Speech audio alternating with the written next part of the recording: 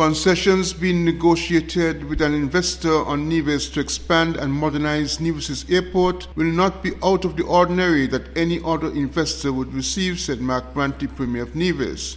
Premier Brantley pointed out that the Vance Armory International Airport has not been sold to anyone, as some critics of the project had been suggesting, while the idea is to have the cost of development paid out of shared earnings generated by airport services. At the 26th January press conference, Premier Brantley responded to an SK Newsline query for more details on the project. We're going to extend and reinforce the runway. We're going to create additional parking. We're going to create an FBO. We're going to create a hangar, and we're going to add fuel to the facility. Of course, we're also going to do lighting and proper fencing. So it really will be transformed into a first-class facility. That's what we're seeking to do. I think we're now at Category 3, and the intention is that we should try to get it to Category 2 airport. Right? Category 1, of course, being the large airports in the world that take large jets. That's not our ambition. So our ambition, as I've defined, is to try to do something which would be within our range. We're talking about an overall investment of 26 million US dollars. That is what is currently being talked about. Again, we are finalizing and getting down into the details, and when we get that, we will have a more accurate figure to work with.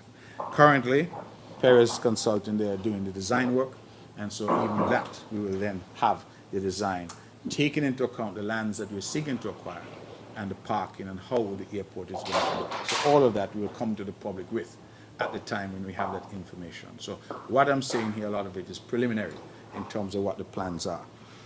Once it is done, we will have a shared management structure at the airport because, as I said, the intention is that the revenue stream is what we'll seek to pay back the funds that would have been invested. The NIA is responsible now through NASPA for the payment of staff at the airport, and that will continue.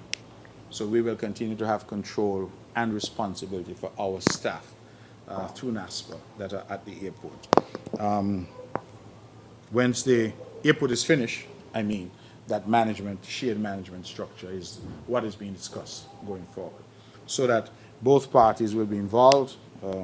The investor feels that he can drive a considerable level of traffic to the airport of the type that we are seeking, and the expectation is that, as I say, we will complement what is happening at RLB, and so that redeveloping the Vance Armory International Airport is said to be critical to Nevis's economic future.